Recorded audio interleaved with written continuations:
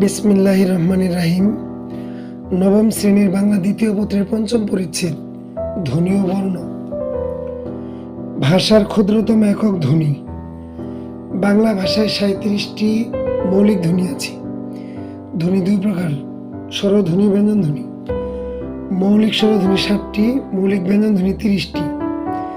যেসব ধ্বনি উচ্চারণের সময় বায়ু মুখ গহ্বরে কোথাও বাধা পায় না সেগুলো স্বরধ্বনি।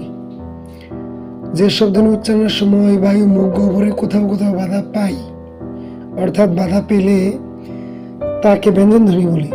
ধ্বনির প্রতীককে বর্ণ বলে। বর্ণ কানে শোনার বিষয়কে চোখে দেখার বিষয়ে পরিণত করি। ভাষার সবগুলো বর্ণকে একত্রে বলা হয় বর্ণমালা। বর্ণ দুই প্রকার, স্বরবর্ণ, ব্যঞ্জনবর্ণ।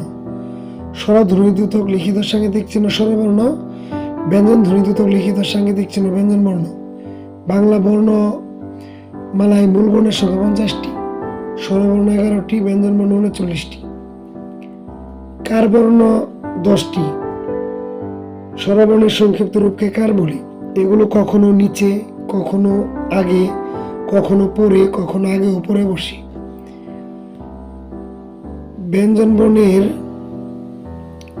ব্যঞ্জনবর্ণের বিকল্প রূপের নাম হচ্ছে অনুবর্ণ।